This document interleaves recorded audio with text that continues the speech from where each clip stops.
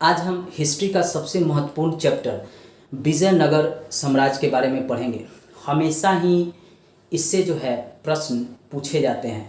आज हम इसके बारे में डिटेल में पढ़ेंगे। यह दक्षिण में यह राज्य स्थित था और इसके अगल बगल में भी कई शक्तिशाली राज्य स्थित थे, उनके बारे में भी हम एक एक कर पढ़ेंगे। आज हम विजयनगर के शासकों, किसने इसकी स्थापना की, इसकी राजधानी कहाँ था और इसके कौन शासक शक्तिशाली थे, किससे इनका व्यापार होता था, इन सब बारे में आज हम जानेंगे।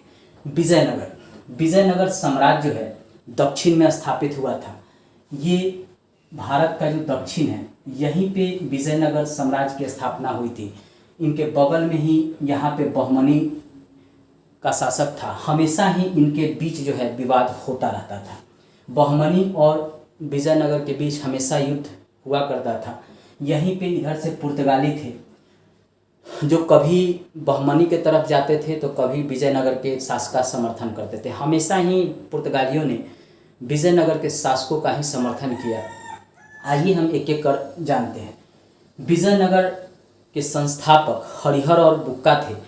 इन्होंने अपने गुरु विद्यारण्य संत थे, इनके आशीर्वाद से इन्होंने विजयनगर साम्राज्य की स्थापना किया था और इसका नाम जो है संगम राज पड़ा, चूँकि इनके पिता का नाम जो था वह संगम था। और यह जो थे काकातीय वंश के सामंत थे। प्रताप रुद्र देव के ये सामंत थे। काकातीय वंश यहीं पे स्थित था, दक्षिण में स्थित था, इसी के ये सामंत थे। ये 5 भाई थे जिनमें 2 भाई हरिहर और बुक्का ने विजयनगर साम्राज्य की स्थापना किया था। 1336 ईस्वी में यह साम्राज्य की स्थापना हुआ था। पहले यहाँ तक मोहम्मद बिन तुगलक का शासन था। दिल्ली सल्तनत के जो मोहम्मद बिन तुगलक थे, उन्होंने यहाँ तक शासन अपना स्थापित कर रखा था। लेकिन जैसे ही वो कमज़ोर हुए, छोटे छोटे राज्य जो है उसी क्षेत्र पर उभरे, जिसमें एक विजयनगर भी था, एक बहमनी साम्राज्य भी था। इनकी राजधानी जो थी वो हम्पी थी, याद रखिएगा। इनकी राजधानी हम्पी थी जो तुंगभद्रा नदी के पास स्थित थी। राजभाषा इनकी जो थी तेलुगु थी। हमेशा याद रखिएगा कि इनकी राजभाषा जो थी वह तेलुगु थी। पूछता है कि विजयनगर साम्राज्य की राजभाषा शासकों की क्या थी, तो तेलुगु थी।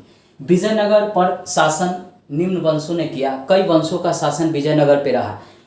पहले संगम वंश का शासन रहा, फिर सुलुक का रहा, फिर तुलुक का रहा, फिर अरविंदु का रहा।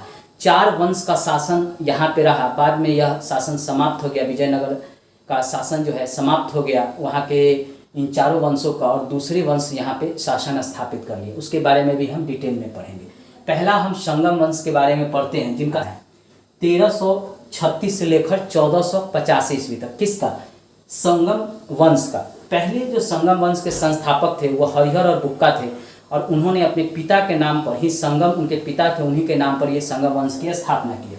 इसने होयसल और मदुरा को जीता। किसने जीता? हरिहर प्रथम ने होयसल और मदुरा को जीता। यहीं पे होयसल भी था, यहीं पे मदुरा भी था, दक्षिण में ही। इन्होंने जीता।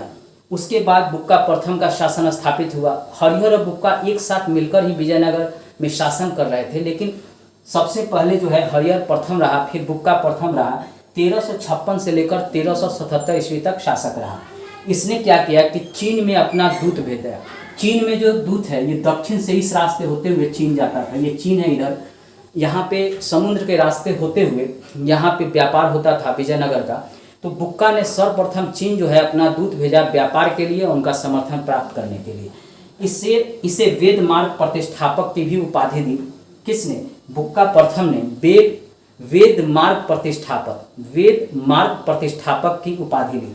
अब इसको याद करने का ट्रिक है, वेद मार्ग तो याद ही रहेगा, क्योंकि हिंदू शासक दक्षिण में स्थापित हुआ था ये विजयनगर, तो वेद का ही विकास करेगा। तो वेद मार्ग किसने लिया? बुक्का प्रथम ने लिया। याद रखिएगा, बुक्का प्रथम ने वेद मार्ग प्रतिष्ठापक की उपाधि लिया था। अगला शासक बना हरिहर द्वितीय। यह 1377 से 1404 ईस्वी तक शासन किया विजयनगर पर। इसने उपाधि लिया था महाराजा धीराज। याद रखिएगा, गुप्त काल के भी शासक जो थे चंद्रगुप्त प्रथम, उन्होंने भी महाराजा धीराज की उपाधि लिया था। और यहाँ पे जो आप देखेंगे तो हरिहर द्वितीय ने, ये हरिहर द्वितीय है, इसने भी महाराजा धीराज की उपाधि लिया। हरिहर द्वितीय, हमेशा प्रश्न कन्फ्यूजन कराता है कि हरिहर प्रथम ने उपाधि लिया था कि हरिहर द्वितीय ने लिया था। तो याद रखिएगा, हरिहर द्वितीय ने महाराजा धीराज की उपाधि लिया था और इसने बहमनी राज्य को हराया। उस समय बहमनी राज्य में शासन कर रहे थे फिरोज शाह बहमनी। पहले तो फिरोज शाह बहमनी ने हरिहर द्वितीय को हराया, लेकिन बाद में इसने हरिहर द्वितीय ने बहमनी शासक फिरोज शाह बहमनी को हराया तथा गोवा और बेलगाम को छीन लिया। हमेशा प्रश्न पूछता है कि गोवा और बेलगाम को किस विजयनगर शासक ने बहमनी शासकों से छीना था? तो हरिहर द्वितीय ने छीना था। इसको याद रखिएगा, कई बार प्रश्न पूछा जाता है, बीपीएससी में तो खासकर पूछा जाता है, बिहार एसआई में, यूपी पीसीएस में, एसएससी, बैंकिंग, रेलवे, सब में ये प्रश्न पूछा जाता है कि गोवा को विजयनगर साम्राज्य के किस शासक ने बहमनियों से छीना था? तो याद रखिएगा हरिहर दो ने छीना था और गोवा के साथ साथ बेलगांव को भी छीना था। अगला जो शासक बना हुआ देवराय शासक बना, देवराय प्रथम, 1406 में से 1422 ईस्वी तक इसका शासन रहा, 1406 से 1422 ईस्वी तक। अब हरिहर प्रथम के बाद हरिहर द्वितीय और देवराय जो है प्रथम यहाँ पे शासक बना। देवराय प्रथम जब शासक बना तो फिरोज शाह बहमनी इस पर आक्रमण किया और इसको हराया और कहा जाता है कि देवराय प्रथम को अपनी पुत्री का शासक जो है फिरोज शाह बहमनी से करना पड़ा और काफ़ी संख्या में उसको धन भी देने पड़े। 10 लाख से ऊपर उस समय के अनुसार उसको धन देना पड़ा था। किसको? फिरोज शाह बहमनी को, और अपना कुछ क्षेत्र भी देना पड़ा था। तुंगभद्रा पर बांध बनवाया था देवराय प्रथम, इसलिए ताकि वह जो कृषि है उसका विकास के लिए, कृषि के विकास के लिए नदी से पानी जो है पहुंचाया जाए खेती भूमि तक, ताकि जो है उपज को बढ़ावा देने के लिए पानी की कमी ना हो। इसलिए तुंगभद्रा नदी पर इसने बांध बनाया ताकि उस पानी का उपयोग कृषि के विकास में, सिंचाई के लिए किया जा सके। इसके समय में इतालवी यात्री निकोलो कोंटी आया था। यह याद नहीं रहता, इसको हम याद करेंगे कि देवराय द्वितीय ने ईंटा से नाक फोड़ लिया, ईंटा से इतालवी और नाक फोड़ लिया, उससे होगा निकोलो कोंटी। किसने? देवराय प्रथम ने। इसको ऐसे याद रखिएगा, ये ट्रिक है कि देवराय ने ईंटा से नाक फोड़ लिया, ईंटा से इतालवी और नाक फोड़ लिया से निकोलो कोंटी। किसके समय आया था? देवराय प्रथम के समय। हमेशा ये प्रश्न जो है पूछा जाता है, ये VVI है, इसको याद रखिएगा, ये VVI है, हमेशा प्रश्न पूछा जाता है। इसके समय में विद्वान थे श्रीनाथ, याद रखिएगा, हरिविलास की रचना किया था श्रीनाथ और इसके समय ही ये विद्वान इसके दरबार में रहते थे। पूछता है कि श्रीनाथ किसके दरबार में रहते थे, किस विजयनगर शासक के दरबार में रहते थे? तो देवराय प्रथम के दरबार में रहते थे और इन्होंने हरिविलास की रचना की थी। पूछता है कि श्रीनाथ ने किसकी रचना की थी? तो हरिविलास की रचना किया था।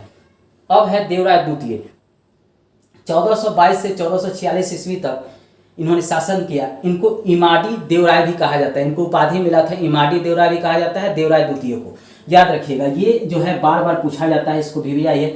इमाडी देवराय, देवराय तो याद रहेगा, इमाडी आपको याद रहता है, इमली आप याद रखिएगा तो इमली से इमाडी देवराय रहेगा।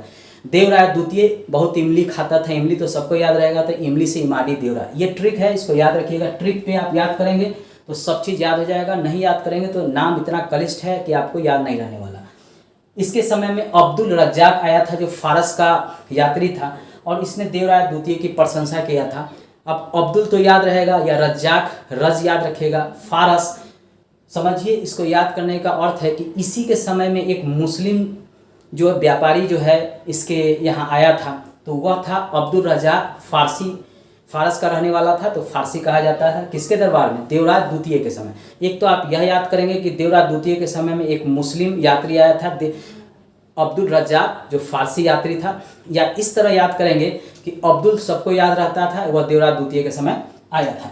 सेना में इसने मुसलमानों को भर्ती किया था, क्योंकि कहा जाता है कि इससे पहले जो राष्ट्रकूट शासक थे उन्होंने भी सेना में जो है मुसलमानों को भर्ती किया था। दक्षिण में पहले से ही ये परंपरा चली आ रही थी कि हिंदू शासक थे वह भी मुसलमानों को सेना में भर्ती करते थे, उनको वहाँ छूट दिए थे, वह अपने धर्म का प्रचार कर सकते थे, मस्जिद बना सकते थे। इसने क्या किया कि अपनी सेना में भर्ती किया, चूँकि बहमनियों से हमेशा युद्ध होता रहता था, तो उस सेना का उपयोग जो है वहाँ पे किया जा सके। और इसका जो विवरण है फरिश्ता देता है। फरिश्ता एक इतिहासकार था, वह कहता है कि देवराय द्वितीय ने अपनी सेना में मुसलमानों को भर्ती किया था। और हमेशा एग्जाम में पूछता है कि देवराय द्वितीय ने सेना में मुसलमानों को भर्ती किया या देवराय प्रथम को भर्ती किया, तो हमेशा कन्फ्यूज कराता है। तो देवराय द्वितीय सेना में मुसलमानों को भर्ती किया और फरिश्ता जो है इसके बारे में जानकारी देता है। अभिलेख में इसको जग बेटका कहा जा गया है। जग बेटका यानी हाथियों का शिकारी, जग बेटका, जग आपको याद ही रहेगा, संसार कहते हैं जग को, बेटका याद ही रहेगा। देवराय द्वितीय को उपाधि मिला था जग बेटका, हाथियों का शिकार करने वाला। इसने टीका लिखा था महानाटक सुधानिधि एवं ब्रह्मसूत्र, ये संस्कृत के पुस्तक थे, उस पर इसने टीका लिखा था। किसने? देवराय द्वितीय ने। हमेशा प्रश्न पूछता है कि महानाटक सुधानिधि और ब्रह्मसूत्र पर किसने टीका लिखा था? महानाटक सुधानिधि और ब्रह्मसूत्र पर। तो याद रखिएगा, देवराय द्वितीय ने टीका लिखा था। इसने विद्वानों को भी संरक्षण दिया था, बड़ी संख्या में विद्वानों को संरक्षण दिया था। इसके समय में भी श्रीनाथ इसके दरबार में रहते थे। यह भी प्रश्न पूछता है कि श्रीनाथ किसके दरबार में रहते थे? तो याद रखिएगा, देवराय प्रथम के भी दरबार में रहते थे और देवराय द्वितीय के भी दरबार में रहते थे। अगर प्रश्न में अगर देवराय प्रथम नहीं रहे, देवराय द्वितीय रहे, तो आप देवराय द्वितीय को लगाइएगा। हमेशा देवराय द्वितीय के बारे में ही पूछता है। इससे जो महत्वपूर्ण जानकारी था इन शासकों से संबंधित मैंने आपको बताया। और भी संगम शासक से संबंधित हम आपको जानकारी नेक्स्ट वीडियो में देंगे। आप मेरे चैनल को सब्सक्राइब कर घंटी जरूर दबा लीजिएगा, दोस्तों को भी शेयर कीजिएगा, फेसबुक व्हाट्सएप इंस्टाग्राम पर भी शेयर कीजिएगा। धन्यवाद दोस्तों। हाँ दोस्तों, एक बात हम कहेंगे, संघर्ष करते रहिए। कहावत है कि अगर आप पग पग बढ़ाते रहेंगे तो अपने मंजिल पे जरूर पहुंच जाएंगे, अगर पैर रोक देंगे तो कभी आपको मंजिल नहीं मिल पाएगा। इसलिए धीरे धीरे ही सही, आप जिस टारगेट को पूरा करने के लिए आपने तय किया है, चाहे बीपीएससी हो, चाहे बिहार दरोगा हो, या शिक्षक का हो, या प्रोफेसर का हो, आप बढ़ते रहें, डे पर डे अपने ज्ञान को बढ़ाते रहें, पढ़ते रहें, थोड़ा थोड़ा करते हुए। क्योंकि कोरोना है, सब लोग को यह लग रहा है कि फॉर्म नहीं आएगा, जो फॉर्म है एग्ज़ाम नहीं होगा। होगा, सब एग्ज़ाम होगा, फॉर्में भी आएंगे। आप लगातार पढ़ते रहें, यही मैं आपसे कहूँगा। धन्यवाद दोस्तों।